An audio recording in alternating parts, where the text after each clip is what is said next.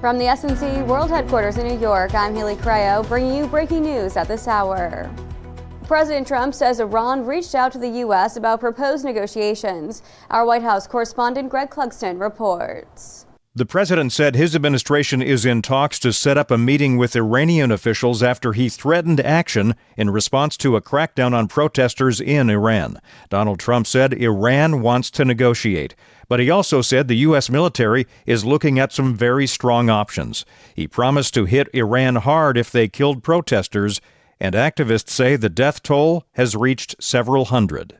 Greg Clugston, Washington. President Trump has intensified pressure on Cuba, warning the communist-run island that no more Venezuelan oil or money will flow to Havana unless it makes a deal with the United States. SNC's Deontay Maroney has the details. Yeah, that's right, Haley. President Trump made the statement on Truth Social saying, quote, "There will be no more oil or money going to Cuba. Zero," end quote. Now he's urging Cuban leaders to negotiate before he says it's too late.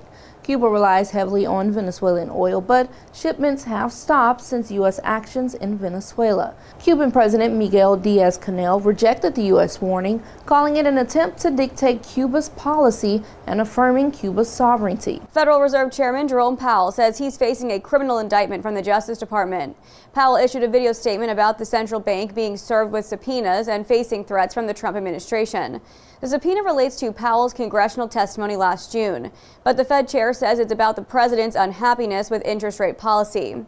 Powell warned that the Fed's independence is at stake and that he will continue to serve in the face of political intimidation. For 24/7 news from around the world, head to snc.tv and follow us on X at Salem News Channel. In New York, I'm Haley Creo.